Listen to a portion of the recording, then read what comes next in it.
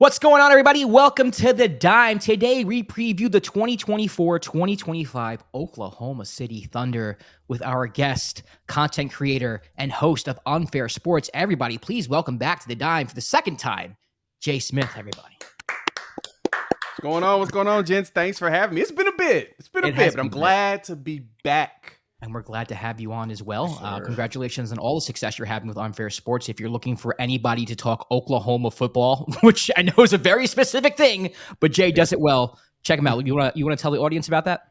Yeah, you can check me out here on YouTube as well as whatever podcast to download and listen to. Focus, of course, Oklahoma Sooners college football, but we also do SEC football and college football in general, and we just be having a blast doing it, man.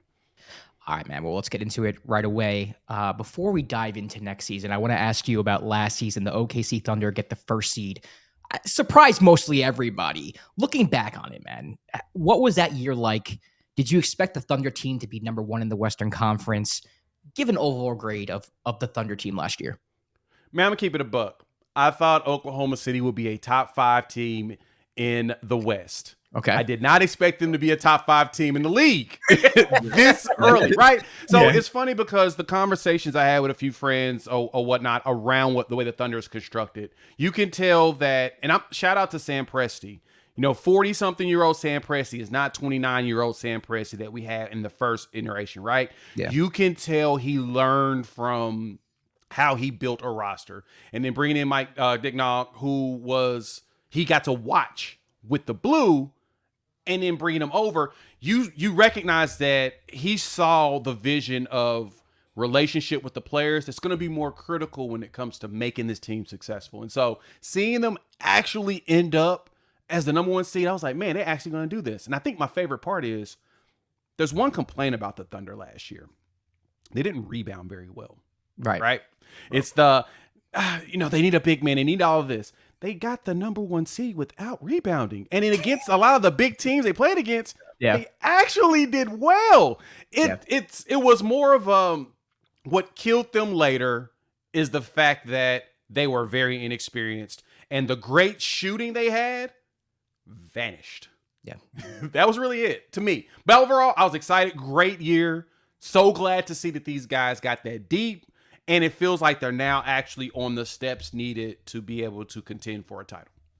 Well, going into the playoffs, how did you feel the team was gonna play moving forward? Because, like you said, you expected them to be a top 5 team in the West, but not in the league. How far do you think they're actually gonna go? And how did you feel about how far they actually did end up going?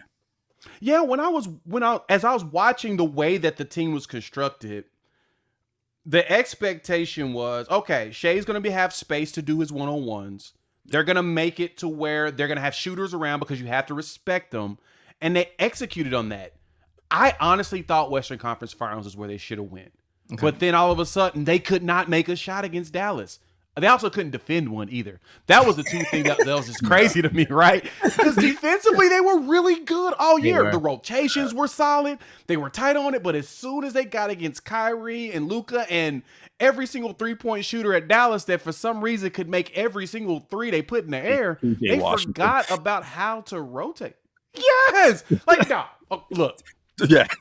Oklahoma City could have traded for him, right?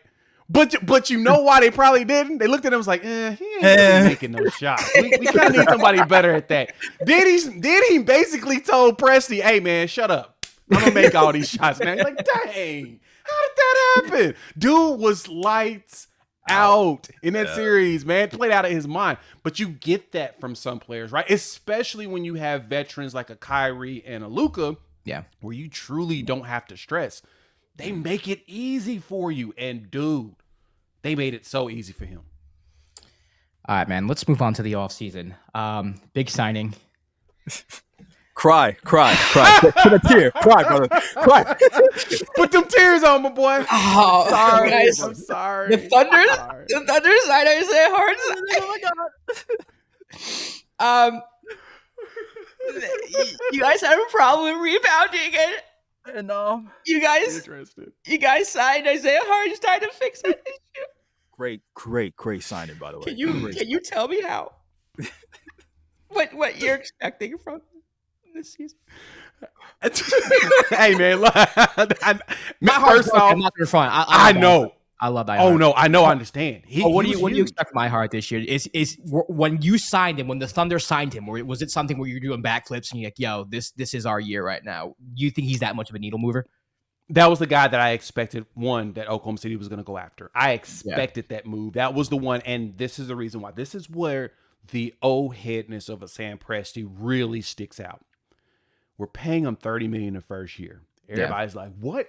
That's how much one of those cost? And you're actually going to do it?" I love him. I love him to death, but that's a lot of money, bro. It is. Yeah. But the beauty of that is they're only guaranteeing him for 2 years. Right. And we have the space right now. It's one of those, like, we basically front loaded the deal because we got the money. So, all right, we'll pay you extra to come in, fill the hole that we need. And if you're good enough, we'll extend you later. But we've got 3 dudes we're going to have to extend in 2 years. By the time we get there, we ain't paying you no more.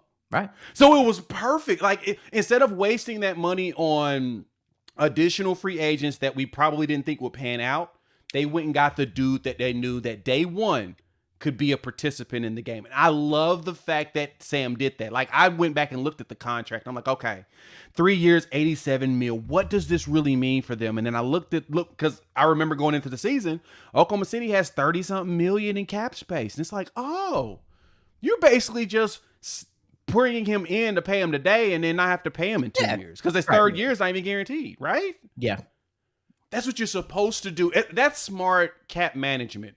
Because the other piece that goes with that is, if Isaiah does well enough but doesn't really fit what they're trying to do, next season they can trade him and he's a big enough cap hit that they can actually get a veteran type player. Right. He can come back. He can come back. Hey, I mean, there may be somebody on y'all's roster we may try to, pillage back. No, Isaiah was one of my favorite Knicks men, one of my favorite Knicks in a really long time. And, I think he's going to fit nicely on the Thunder. I mean, I guess a follow-up question I have for you is, like, how do you see this working out with him and Chet in the front court? Obviously, Chet was the responsibility of rebounding the ball and protecting the paint was really on Chet last year. Now he doesn't have to do so as much this year, have a bigger lineup with iHeart and Chet on the floor, but that kind of looks different offensively. So how do you think Mark is going to manage all this and what the Thunder offense is going to look like?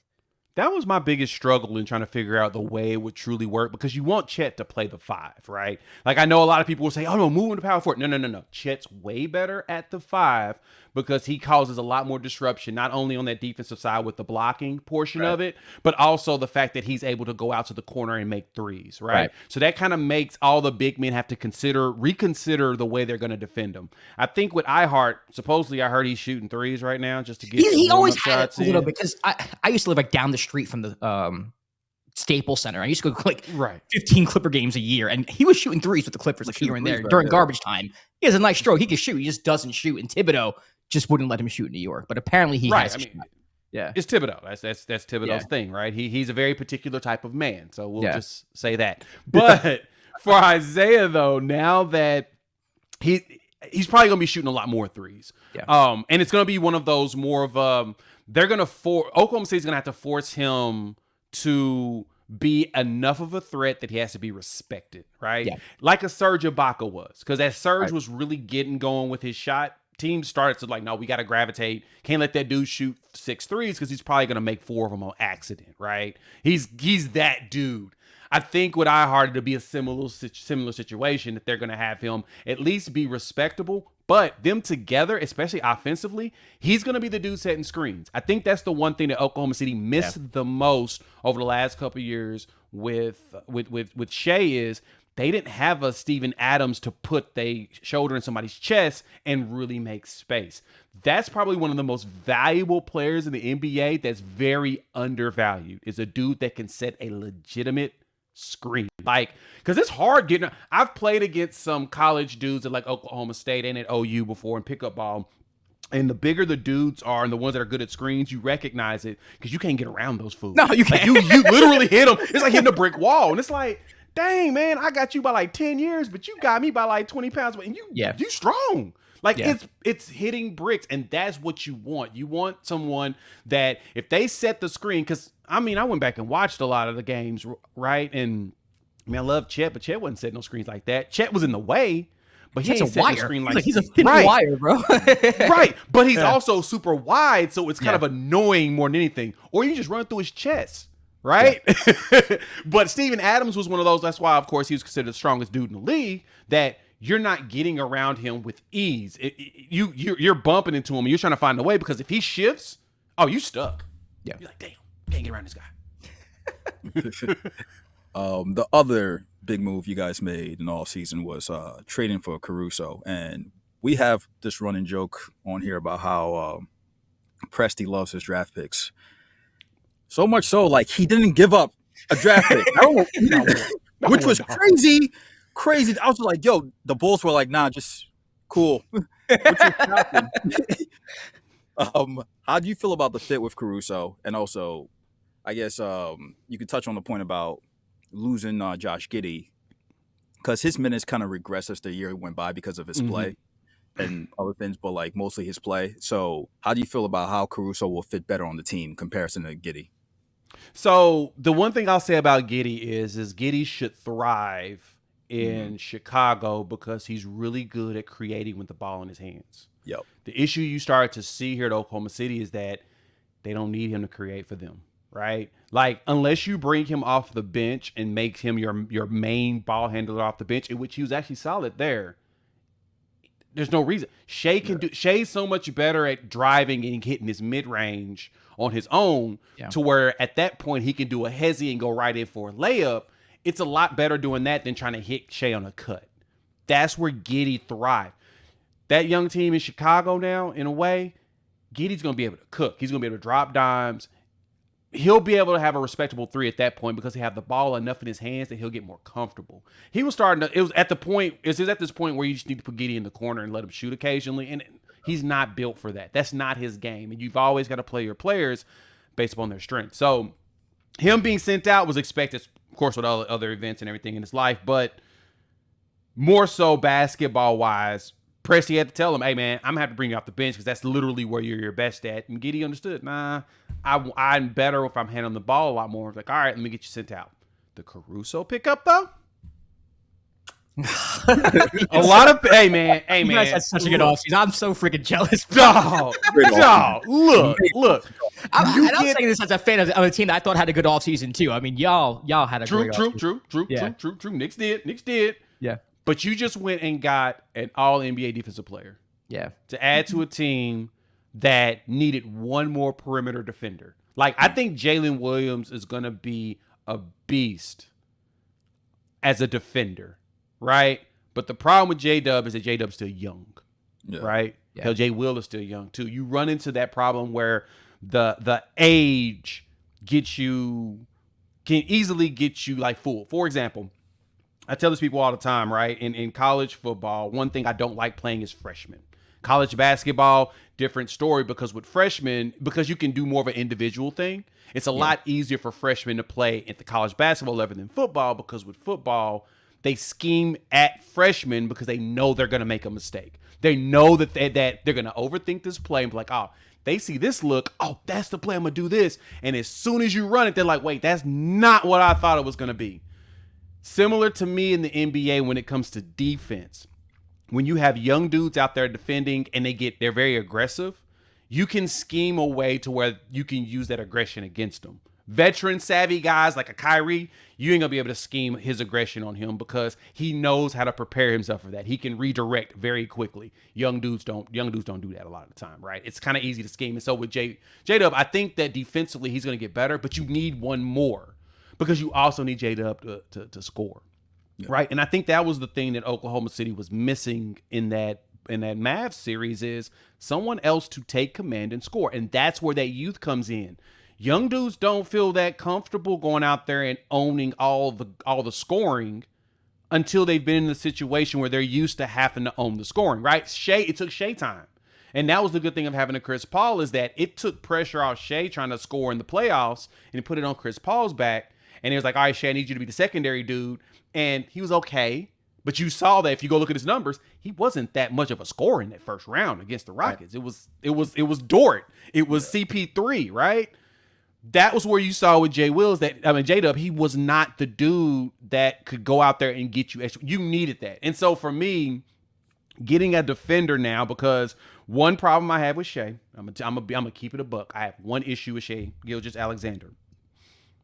In that series, he was not selfish enough. I needed Shai to get me 35. Go get me 40. Go do it. Get me that bucket. He refused to do it. That's just not his game. Fully. Because he understood also that his teammates needed that experience too. Right. And I'm just like, dog, stop it. Go get me 40, bro. You give me 40, we win this game. He had his moments. He did. He had his moments where you would see him take over, but then you started to see him start to back to that deferring, pass into the outside, let them shoot the three. Nobody was hitting shots, bro. Get that mid-range. Go there to the bucket. Go be the free throw merchant. I have no problem with that, dog. It works. Use it to your advantage in the playoffs. Yeah. But that was the issue I had. He wouldn't do it. And it was mainly because J-Dub was not providing that secondary ability to score. So adding Caruso, you get a perimeter defender that's going to defend. And he's going to defend good. And he'll score too. Like he's a respectable three-point shooter. Yeah. But he don't need to drop 25 a game to be happy. He's happy with his role, and the fact that he played for Mark in the G, icing on the cake. Perfect pickup for what they're trying to do. All right, now you mentioned Shai. He was an MVP candidate last season. What is something you think he needs to do this season in order to win the MVP and to take the Thunder over the hump? He's going to definitely have to repeat this year. And just like I said before, the one thing I need out of him, I need more selfishness in critical. Don't pass the ball, Shai. Yes, that's it. Stop passing in certain spots. Because here's the thing, and this goes back to the analogy I gave on young players. They also miss on when you need to really be selfish, right? Young players have a tendency of either be always being selfish or they ain't selfish enough. It's one of the two. It's very rare you find that breed that's right in the middle that understands that, you know what? Let me go ahead and put... Jalen Brunson was a great example of that to me. In that series against Indiana, you know what he said? Come on, boys, hop on my back. I got you. Yeah. I needed Shai to give me one of those 40-point games like that. Because even with a messed up leg, it looked like, dude limping around, he was giving you an Isaiah Thomas performance. No, get on my back, guys. No, stop. No, I don't care. Get on my back. I got this. He carried through some of those wins. He just got that in him, though. He does. He has that in him for sure. I mean, you see it time and time again with Shai. The problem is you don't get it deep enough in the playoffs. That's when it started to disappear. Like he'd have those games where he gets you about 30 something, but Shai's tendency is it's about 30 something, and he's kind of satisfied. I need him to get hungrier. I need him to be more selfish. I need him to go ahead and wave off people. Move. No, give me this. This is mine. I'm going to cook this dude, and I'm going to cook him over and over and over and over until they respect me and have to triple team me. Then I'll pass it. But until then, you doubling? Nah, move. I'll get this. Give me the double team too. Give me the double team. Triple, all right, I'll pass. Mid-range. That's what you need out of Shai. And I think he'll get there. I think the experience of these past playoffs should turn that fire on inside of him where he's like, okay, yeah, in those two games, I should have gave them 40. We would have won the game. That would have been the closer. But because I was trying not to be, too selfish, yeah, sometimes you got to piss a couple people off. It's okay. Break a couple eggs. You'll make an omelet. Switching to another big player in your core, Chet, who had a great first year. What are your expectations from him for this upcoming season? I expect Chet to do the exact same thing he did last year. Okay. Probably increase points by a little bit, but I need him to maintain that activity, right? As he's getting stronger and he's, eating more and his metabolism is going to start waning probably in the next 15 years. Knowing him, he's going to be a skinny soldier like Kevin Durant probably up until he's like 40. But for him, it's going to be the most critical thing for him is going to be understanding angles better, positioning himself really good for rebounds, and keeping those shot blocks going. I am excited about seeing him and Wemby go back and forth because they legitimately do not like each other. Oh, I can't. That's must-see television. Must-see television. It's like two giraffes fighting. Like That's what I That's picture what I'm whenever I saying. think of Wemby versus Chet. Like these just two tall, lanky things just like going at it with their necks. I love it. I I'm here for miss it every day. so much. I miss a rivalry like that where dudes legitimately Yeah. do not like each other, right? Yeah, they don't like each And- other. And honestly, if Wemby takes the Spurs to where I think he could take them, like we could have multiple Thunder versus Spurs Western Conference Finals matchups. It's gonna be fantastic for the league. Kevin Sorry, go ahead. Durant ruined things by taking away our Thunder Warriors rivalry for like 10 years that could have continued on because he decided to go and play with them, right? If he would have stuck around, all we would have been talking about is Thunder versus Warriors, Thunder versus Warriors, Thunder versus Warriors, nonstop in the Western Conference Finals. It would have You're been right. amazing. Yeah. We didn't get that no more. And then you would have had either Kevin or Steph versus LeBron in the finals, which would have been so much fun It would have been. constantly. But we ain't gonna get that. But with Chet, I love that. Like I said, I love that him and Wemby don't like each other, and I love that Chet has a drive to want to be really good on the court. So for me, it's gonna be critical for him to maintain his role of shot blocking, making shots, and I think a sprinkle of rebounding here and there would be fine. But I need him to get on the O boards. Go in there and try and dunk on people. And I know he's way more aggressive than Shai when it comes to that. But he also knows his role. And I think I love that part about the way Mark has coached all these dudes is that you can tell they understand their roles. And I think that's where Chet's going to be. All right, and what about J-Dub? We talked about him before. He is somebody who I think, I don't want to say the casual NBA fan, but NBA fans in general are starting to take notice of how good he is. The secret is no longer a secret. Yeah. Now, obviously, if he is who we think he thinks he is, like he's going to have to take a step forward this year. How is he going to do that? Sharing the ball with SGA, possibly sharing the ball with Chet as well. How do you see him fitting into this offense? Is it the same role as last year? Is he going to get more shots? What's going to happen? So, I mean, last season he was shooting about 14 times a game, right? Yeah. That was his number for the entire season. It went up from 10 the year before. I expect scoring on this team to be Shai, J-Dub, Chet. Right. That's it. And with Chet, I think there'll be a balance between him and Dort switching out who's going to score more, right? Okay. Or really take over. But for J-Dub, he has to take the number 2 spot. He needs to hold on to that, right?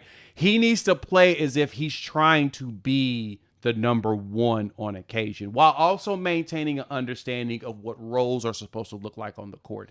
That's the one underappreciated thing about basketball is that when you have a team of players that understands their role and are willing to participate in that, MJ had Scottie for a reason, right? There was games Scottie would drop 32, MJ would drop 30, and it was because they were so focused on MJ, Scottie could go out there and get you them buckets. Scottie would get you buckets regardless, right? Yeah. That's what J-Dub has to do this year. As I talked about before, the thing that got me in that series against the Mavs is that he just looked like he was timid. He looked like a deer in headlights, but he was also year 2 coming from Santa Clara where everybody underrated him. Shout out to Sam Presti for finding yet another freaking player from a team that another James Harden basically is what he found. Yeah. Right? It's like how? Like nobody thought about Harden at Arizona State. I remember watching him in college and I was like, he was a high draft pick. Wasn't he like a 4th? Wasn't like the He was third. He was third. Yeah, It was because of Presti. Presti picked him. And it was quite, I remember when he got drafted and I had people hit me up like, hey man, who the hell is this? Okay, look, I've watched him play, but I don't know him like that. I think he's good. Guess what? He ended up being an MVP, right? So for Presti, he has the opportunity of doing that again with J-Dub. J-Dub is MVP caliber whenever he puts his foot on the gas. And for him, it's going to be about don't be afraid to go up there and put up buckets. If you see Shai struggling because whatever reason, take over. And he did that in the regular season. We saw flashes. Again, that's where that youth started to populate, where he was just kind of like, He wasn't giving you that extra oomph later on as the season progressed. So the good thing is because he's young, he'll still have all that energy you need to make it in the playoffs. Yeah. But now he's got to apply that energy and go out there and take buckets. Stop trying to, sometimes the flow of the game ain't you being in the flow in the game. Sometimes the flow of the game is you going out there, you exerting your dominance. You walking out there and you pushing people around and say, nah, this is mine.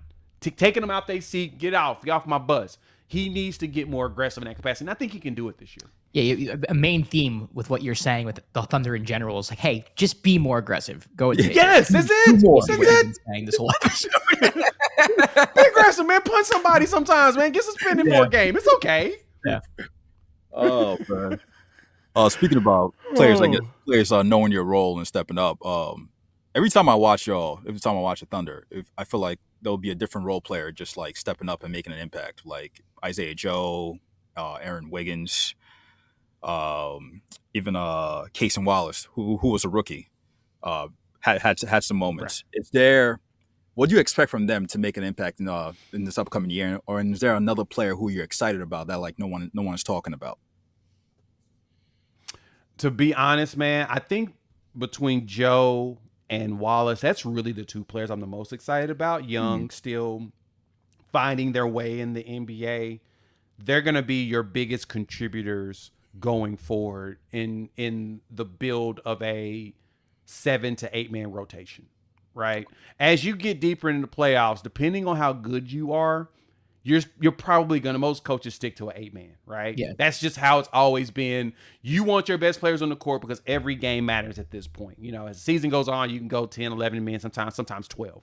But your goal is to condense yourself to about 8 dudes that you know are going to be reliable, especially when you get to like the conference finals and then the NBA finals. You want to get that pared down.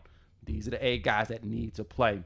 I think Joe and Wallace are going to be that. I think one player, though, to keep your eyes on that is a future piece that either one or two things are going to happen. Either A, he's going to end up being a very heavy rotational guy, or he's going to get traded for a lot more picks and a lot more assets. And that's Ousmane Dieng. He's going to be something, right? Josh knows this. I worked Oklahoma City Blue games for years. I'm still on payroll for the Thunder. I haven't worked a game in a couple years, though, but I've gone to them and I've watched Ousmane play. And when I see him, I'm like, okay, you're raw, but you're going to go get a bucket. And you have no fear about going to get a bucket. Hell, you have no fear of shooting it, even though you probably have the green light. So they're saying, hey, man, just shoot as much as you want. We don't care. But when they had him out there for the championship and they won it, dog, he was out there balling. I think he's going to be one of those. And because he's like 19, 20 years old, it's going to be perfect that when he gets about 25, you're going to start seeing some of these older Thunder players have to start moving around. He's going to be the dude that's going to be able to step in. I think he's the one to keep your eyes on for the next couple of years and see how he develops. Because, again, either he's going to rotate or they're going to trade him and get a bunch of assets. You're going to be like, wait, how did they do that? It's going to be like the it's going to be like the Jermaine O'Neal signing with the Indiana Pacers, right, when he left the Blazers. Everybody was like, who is this dude?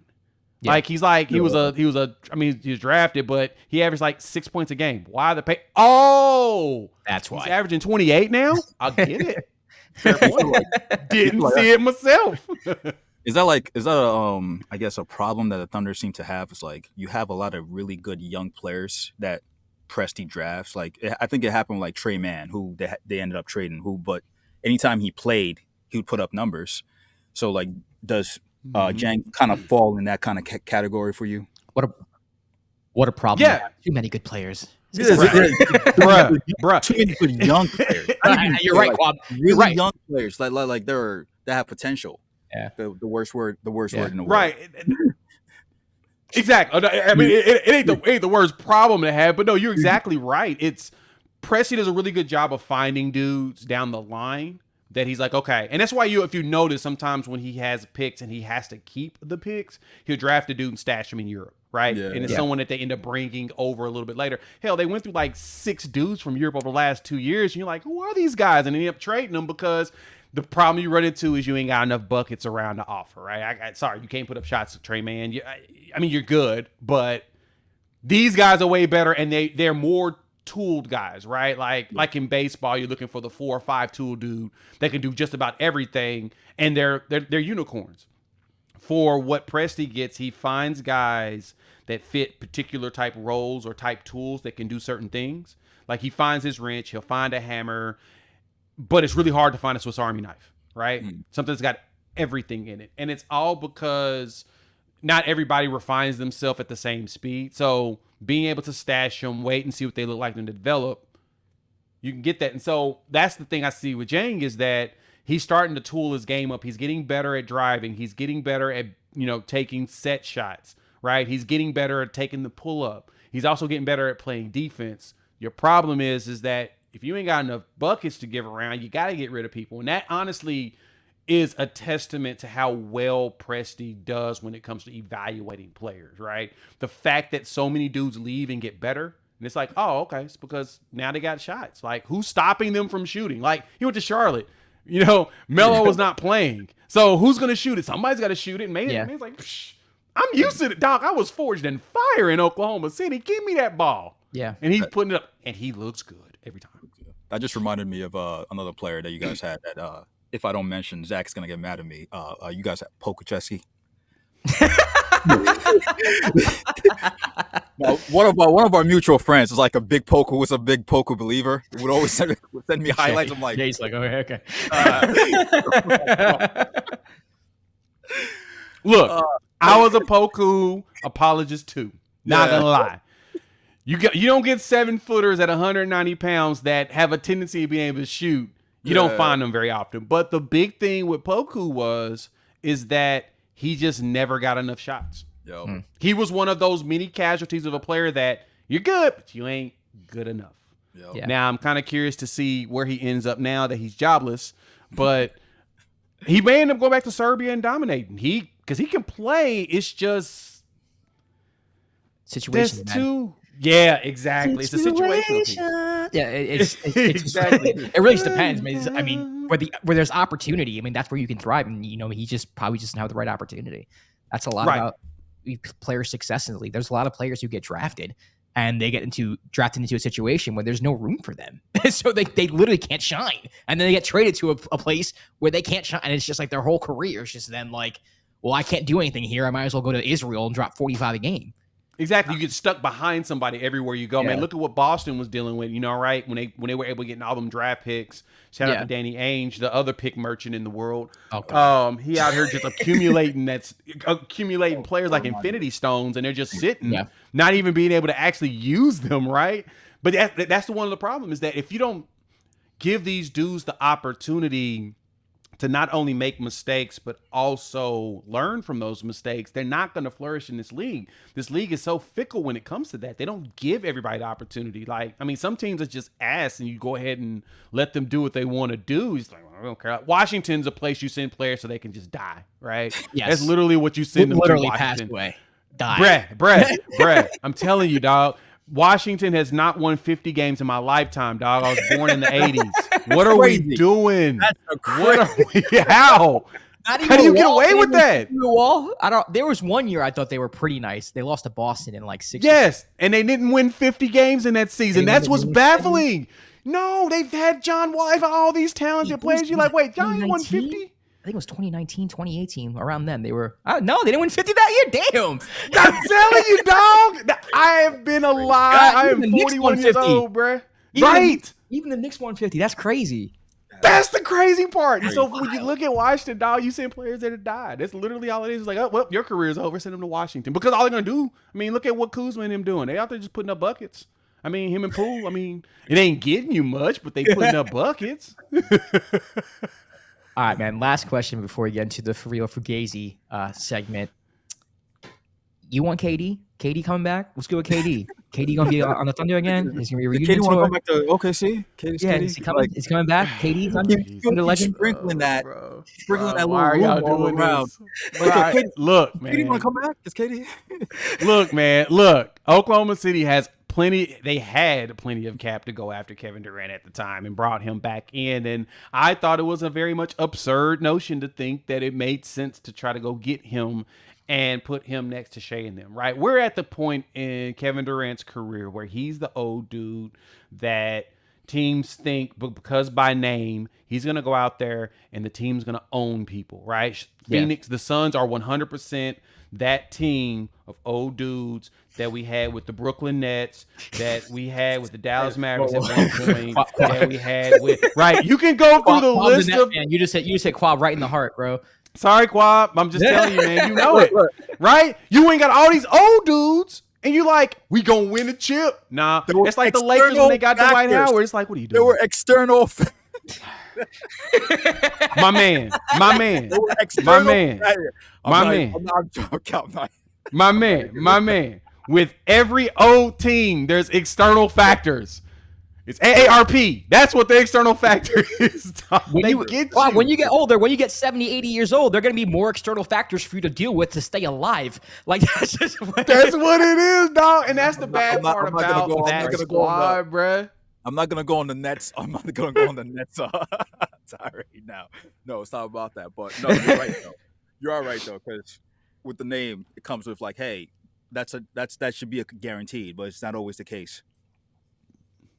We learned that same thing, dog. We went and got Carmelo Anthony to go with Paul George and Russell Westbrook.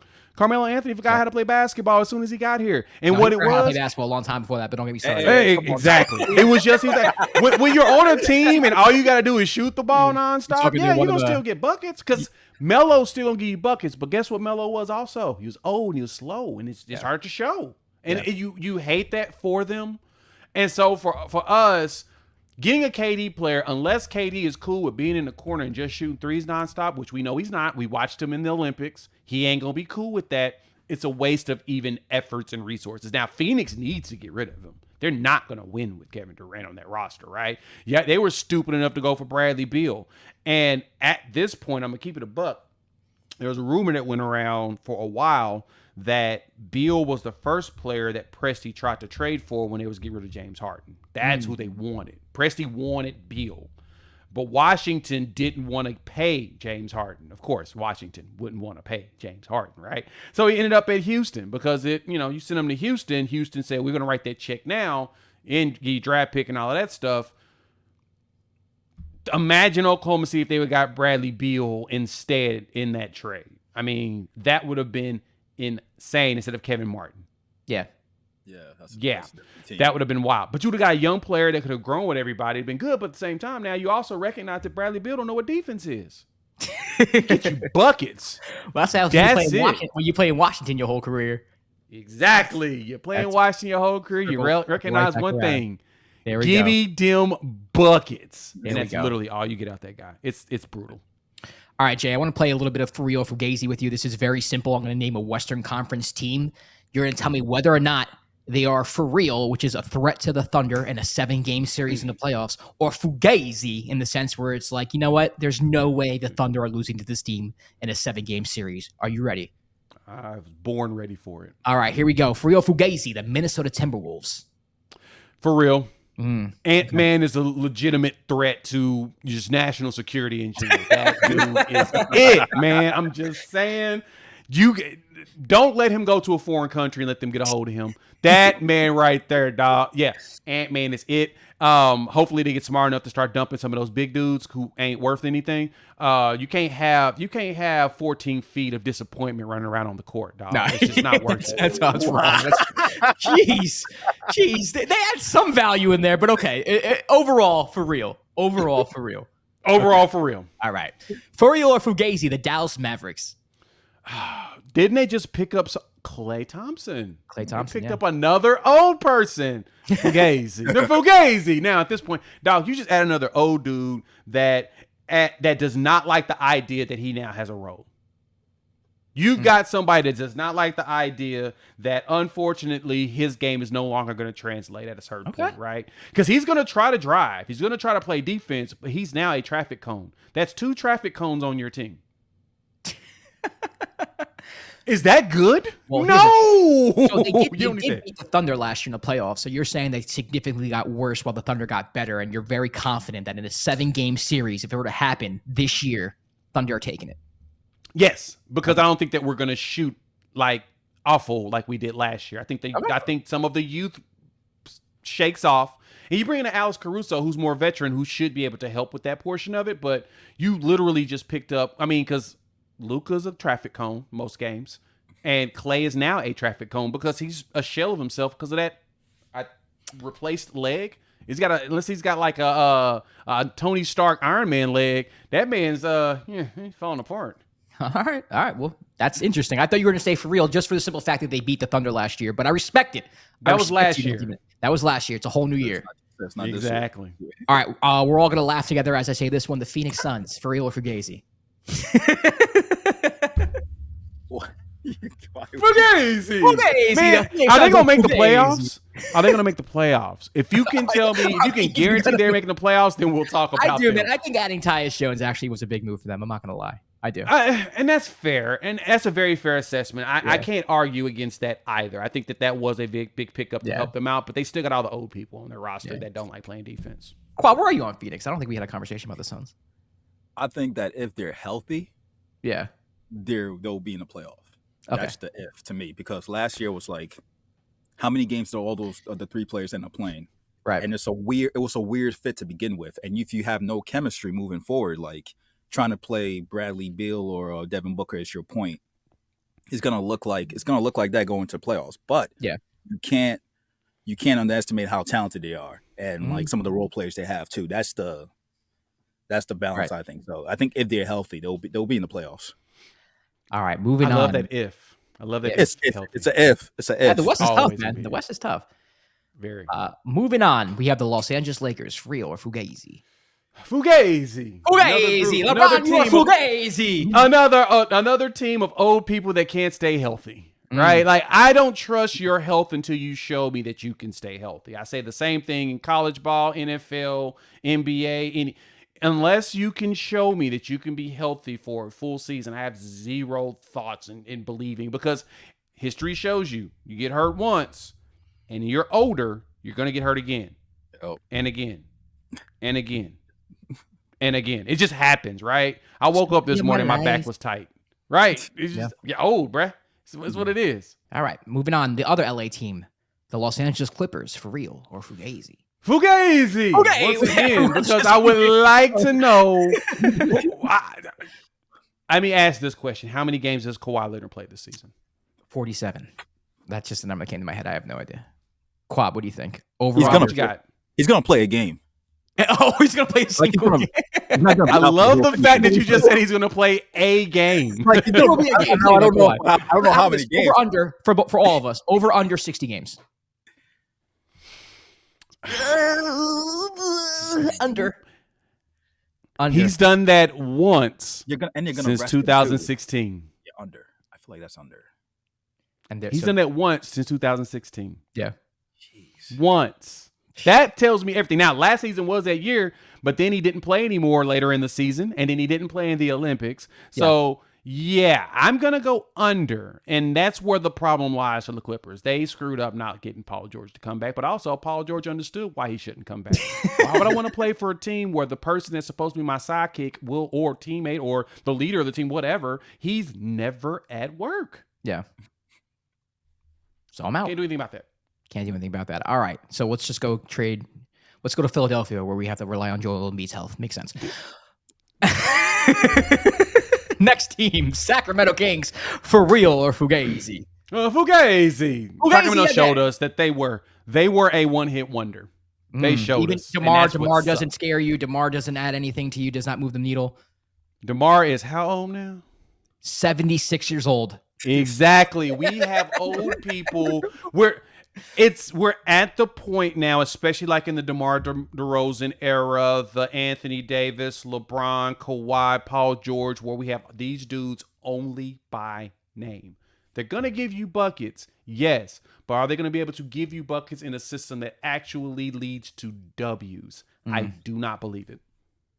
All right, and last but not least, the Denver Nuggets, for real or Fugazi? Oh, they're for real. Okay. Jokic is it. I mean, look, he's still young enough to where he's got 2 more years of peak before he starts really going down. Now, the one thing I'm asking about for Denver is Michael Porter Jr. Is he going to really be healthy and ball, or is he not going to be able to manage with the back, right? Jamal Murray always has out of his mind performances, and then he disappears. And he hasn't looked good, man. He ain't looking in the Olympics. I know that doesn't really mean much for the NBA season. Awful in the Olympics. Awful. And that's what it is. he wouldn't have his out of mind, performances like he typically does in the playoffs, right? Yeah. That's what got the Nuggets that championship. That dude showed up and showed out. And they still haven't replaced Bruce Brown, which is a weird thing to say. Like that role was right. KCP, then they lost KCP, but they added your favorite player, Russell Westbrook. Oh God, they added your favorite player. All right, so this is where we're gonna end the show. Your man. Look, man. Oh, he's Jay's a Thunder fan. So how do you feel about Russell? Look, man, I love Russ. I love everything about him. I love the idea of Russ. The issue I have. That's a good way to put it. The idea of Russell Westbrook. I love a player that's gonna work his ass off so much. Yeah. So much that you ain't got to worry about if he's gonna put in effort. That's the thing that he brought to every locker room he went to. And he brought a whole bunch of bricks. Shooting a lot more than I wanted. Thank you. And that's the thing. And I don't have anything against Russell Westbrook as a person, but I think people like the idea of a point guard who just run through a wall for you and play 100%, and there's value in that. But for me, it's like I always say this: like watching Russell Westbrook play is like watching a bird fly into a window. It's just like it's like mind blowing to watch, and he's really frustrating. It's like, look, Hummingbird, I understand you see the food there. Can you go down a little bit and you will enter to get said food? No, you're trying to fly from the top all the time. Why are you trying to fly from the top? Be tactical. Recognize your surroundings. Okay, see what's in front of you. Awareness, situational awareness, and for Russ, I mean. Hell, the show, The Dime. He drops dimes, and he does a very good job of getting people in spots and putting the ball where they like it so they can score. Yeah. The problem you run into is with him, I don't know what it is in game. I think it has to be something with the way people defend him to where he does, because, of course, you can watch him in pickup, and he hits his cotton shot nonstop. He's hitting threes like crazy, but in game, the way people defend him, nothing ever falls. And so again, it's like that bird trying to come from the top to get in the bird food. He can just go down like this and it's right there. He won't do it. Nah. So I like the 99.9 miles per hour that he goes. Scale that back to about 75 in half the game, then accelerate. He won't hit the brake or decelerate whatsoever, right? Yeah. He never slows down. So I love the idea of him, but I do not like the execution of him. I'll say this. This is a compliment. It's going to sound like a little bit of a backhanded compliment, but I do mean this in a good way. He has the lowest floor, but the highest, like the discrepancy of his floor and ceiling is like the biggest gap of almost anyone who I've ever watched. I mean, his floor is low for me, but his ceiling. I don't think he has a floor. I think it's like it goes to the core. Yeah, but his ceiling is like, I don't know, MVP of the league. So it's like, exactly. That's why I get the frustration of any Russ fan that also is an apologist. I get their frustration because that's the thing. His ceiling is MVP, and we've seen it, and we've seen him carry teams. The problem is that he always thinks he has to carry the team. Yeah, it's like whatever opinion you have of Russell Westbrook, you're probably correct in some way. Yes. I can't argue any of them. Exactly. You're right. You make a good point, no matter what you say. Did his Lakers tenure just ruin his reputation? I think his reputation was kind of ruined before that. I'm not going to lie, but you think it absolutely shattered it? What do you think? I don't think so because when he was on the Wizards, he took him to the playoffs. That's true.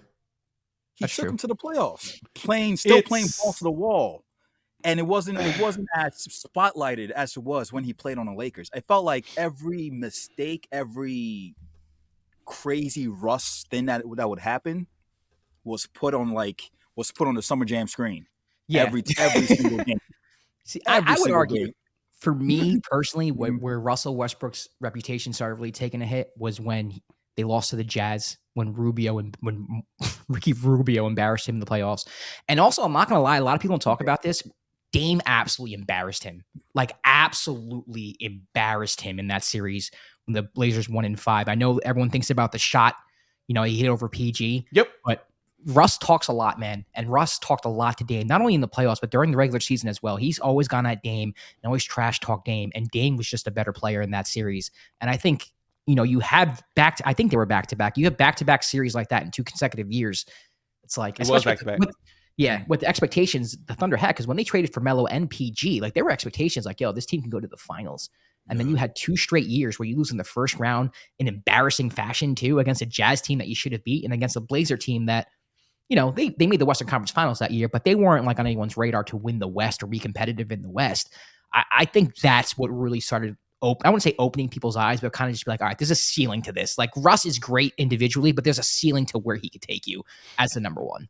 And you're perfectly spot on with that, because that's when Presti also recognized it, and that's when he got sent to Houston, right? And Houston, to me, is where his reputation went into the shitter. That's when things just went really bad for him. You think so? The COVID season, yeah, I think that's when because when you saw him and Harden get back together, you really start to see that. Oh yeah, I thought he played okay, Houston. I thought he played very much okay too. Yeah, but at the same time, you recognize that you had one dude that was playing balls to the wall, and the other one not really wanting to play. Yeah, right. And then that's where the problems start to really come in. Right, it's the Russ is trying to ball, Harden just kind of meh with it.